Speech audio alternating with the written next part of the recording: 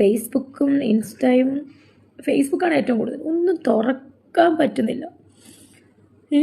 ഇവർക്ക് ഈ കണ്ടന്റ് ഓളികൾക്ക് രേണുസുതി വിത്ത് അല്ലെങ്കിൽ എബോവ് രേണുസുതി, ഈ രേണുസുതി എന്നുള്ള കണ്ടന്റ് മാത്രമേ ഉള്ളവർക്ക്.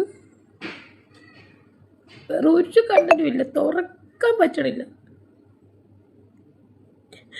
എന്നെ ബാധിക്കുന്ന കാര്യം അല്ലെങ്കിൽ പോലും ചിലതൊക്കെ എന്നെ ബാധിക്കും. കാരണം പക്ഷെ എൻ്റെ പിള്ളേരുടെ കാര്യം ഇങ്ങനെ എന്നെ ഓർക്കുമ്പോഴത്തേന് എനിക്ക് ഒട്ടും പറ്റുന്നില്ല. പക്ഷെ എനിക്ക് എൻ്റെ മക്കളെന്ന് വെച്ചാൽ എനിക്ക് ചത്ത് കിടക്കുക. എനിക്കറിയില്ല. അങ്ങനെ കഴിഞ്ഞ ദിവസം കൊല്ലം സുധിയുടെ മൂത്ത മകനെ കുറിച്ച് കുറച്ച് കാര്യങ്ങൾ വെളിപ്പെടുത്തിയിട്ടുണ്ടായിരുന്നു. എന്തായാലും രേണു സുധി ആകെ മൊത്തം ഭയന്നിട്ടുണ്ടെന്നാണ് തോന്നുന്നത്. ആളുടെ ഒരു വീഡിയോസ് ഒന്നും ഞാൻ കണ്ടില്ല. പിന്നെ അതിനുശേഷം കണ്ടത് ഒരു കരച്ചിൽ കാർഡാണ്. സാധാരണ പലരും കരഞ്ഞാൽ നമുക്ക് സങ്കടം തോന്നും. വേറൊന്നും കണ്ടല്ല, ഇനി എത്ര ദുഷ്ടതരം ചെയ്ത ആളാണെങ്കിലും വന്ന് കുമ്പസരിച്ചാൽ നമുക്കത് വിഷമം തോന്നും. അയ്യോ അറിയാണ്ട് പറ്റിപ്പോയതായിരിക്കും, ചിലപ്പോൾ ക്ഷമിക്കേണ്ട ഇതായിരിക്കും എന്നൊരു തോന്നിപ്പോം. പക്ഷേ ഇതങ്ങനെയല്ല. ആ ഒരു കുട്ടി ചെറിയ നാൾ മുതൽക്ക് അനുഭവിച്ചുകൊണ്ടിരുന്ന ഒരു വേദനയാണ്, ഒറ്റപ്പെടുത്തലുകളും എല്ലാം കണ്ടു വളർന്നുകൊണ്ടിരുന്നതാണ്. അപ്പോൾ ആ ഒരു കുട്ടി അച്ഛനുണ്ടായിരുന്ന സമയത്തെ ഈ ഒരു രേണുസുധിയായിട്ടുണ്ടായിരുന്ന വഴക്കും കുടുംബക്കാരുമായിട്ടുള്ള തർക്കങ്ങളും ഒക്കെ ഈ ഒരു കുട്ടി കണ്ടു വളർന്നിട്ടുണ്ടായിരുന്നു. അപ്പോൾ ഇതൊക്കെ ആ ഒരു കുട്ടി ഇത്രയും നാൾ മനസ്സിനകത്ത് ഇങ്ങനെ ഒളിപ്പിച്ച് വെച്ചിരിക്കുമായിരുന്നു. ഒരു നിവൃത്തിയില്ല പറയാൻ, ആരടുത്ത് പറയാനെന്ന് പറഞ്ഞിട്ട് ഒളിപ്പിച്ച് വെച്ചിരിക്കുമായിരുന്നു. പക്ഷേ ഇപ്പം ആൾക്ക് നിവൃത്തിയില്ലാത്തതുകൊണ്ടായിരിക്കും അവർ പക്ഷേ തുറന്ന് പറഞ്ഞിട്ടുണ്ടായിരിക്കാം. കാരണം ഒരു ബന്ധവും ഇല്ല എന്ന് പറയുന്നുണ്ട്. ഞാനും അമ്മ എന്ന് പറയുന്ന ഒരു രേണുസുധി എന്ന് പറയുന്ന വ്യക്തിയുമായിട്ട് ഒരു ബന്ധവും ഇല്ല, ഒരു കണക്ഷനും ഇല്ലാന്ന് എടുത്തെടുത്ത ഒരു കുട്ടി പറയുന്നുണ്ട്. ഒന്ന് ആലോചിച്ച് നോക്കി, ആ ഒരു 9 അംഗം ആൾക്കാരെ ഈ ഒരു കൊല്ലം സുധി ഒറ്റയ്ക്കാണ് മാനേജ് ചെയ്തുകൊണ്ടിരുന്നത്.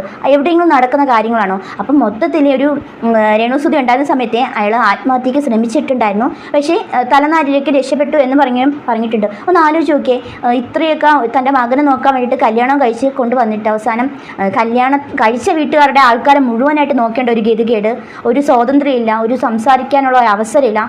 കിച്ചുവിനെ ഒരു പുറത്ത് കൊണ്ടുപോകാൻ സമ്മതിക്കത്തില്ല. അഥവാ ഇനി പുറത്ത് പോയാൽ അവിടെ നിന്ന് ഭയങ്കര വഴക്ക്, അങ്ങനെയൊക്കെയുള്ള ഒരു പ്രകൃതമായിരുന്നു. എന്നിട്ട് ഇവരുടെ കള്ളക്കരച്ചിലൊക്കെ കണ്ടപ്പോൾ നമ്മൾ തന്നെ വിചാരിച്ചു അയ്യോ പാവമെന്ന്.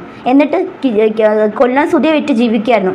വിധവാ കാർഡ് ഇറക്കി കൊല്ലം സുധിയെ വെച്ച് ജീവിക്കുമായിരുന്നു. ഇവരുടെ ഇഷ്ടം ഇതായിരുന്നു. അതാണ് ഹനാൻ പറഞ്ഞ ഒരു കാര്യത്തിനും ഇവർ കൃത്യമായിട്ടുള്ള ഒരു മറുപടി പോലും കൊടുക്കുന്നില്ലല്ലോ, ഇപ്പോഴും കൊടുക്കുന്നില്ല.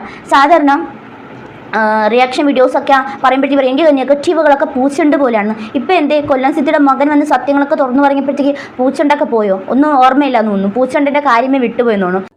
ഞാൻ ജസ്റ്റ് എനിക്ക് ഫേസ്ബുക്കിൽ എന്തെങ്കിലുമൊക്കെ വീഡിയോ കാണാൻ ഞാൻ നോക്കുമ്പോഴത്തേന് ഇങ്ങനെ വന്നിട്ട് ഞാൻ കമൻറ്റ് ബോക്സ് തുറന്നു കഴിഞ്ഞാൽ ഫുള്ളും ഞാൻ എന്തൊക്കെയോ അപരാധം ചെയ്തെന്നുള്ള മട്ടിലാണ് ഇത് മുഴുവനും. എല്ലാവർക്കും അറിയാവുന്ന കാര്യമാണ്, ഒരു കണ്ടന്റാണ് രേണുസുധി. ഇവരൊക്കെ എന്തിന് കാശ് കിട്ടുന്നുണ്ടായിരിക്കും അവർക്ക് മാസം. പക്ഷെ ഇതിപ്പോൾ ആഘോഷിക്കാൻ ഈ ഒരു വീഡിയോ ഞാൻ ഇട്ട് കഴിഞ്ഞ് ഇത് ആഘോഷിക്കാൻ ആൾക്കാർ കാണും ഇഷ്ടം പോലെ. അവൾ കള്ളക്കരച്ചിലുമായിട്ട് ഇറങ്ങി, അവൾ മുതലക്കരച്ചിലുമായിട്ട് ഇറങ്ങി. ഞാനും ഒരു മനുഷ്യനാണ്, മനസ്സിലായോ?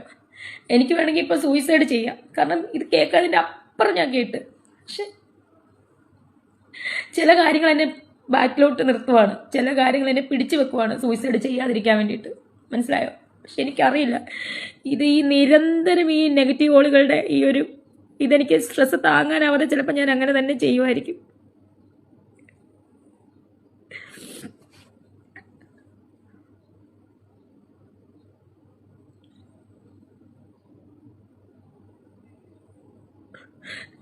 നിങ്ങൾ എന്തറിഞ്ഞിട്ടാണ് ഈ പരത്ത്? എന്തായാലും ഇനിയും കിച്ചു വാ തുറന്നാൽ തീർന്നു.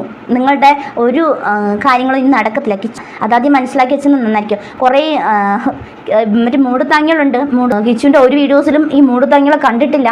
എനിക്ക് മനസ്സിലാവുന്നത് മക്കളെ പോറ്റാൻ വേണ്ടിയിട്ട് കഷ്ടപ്പെടുന്ന അതിദരിദ്രയായ ഒരു അമ്മയാണോ ഇത്? എനിക്ക് ഇപ്പോഴും മനസ്സിലാവുന്നില്ല. വാ തുറന്നാൽ കള്ളങ്ങൾ മാത്രം പുറത്തേക്ക് വിടുന്ന ഒരു ഫാമിലി. കഷ്ടം.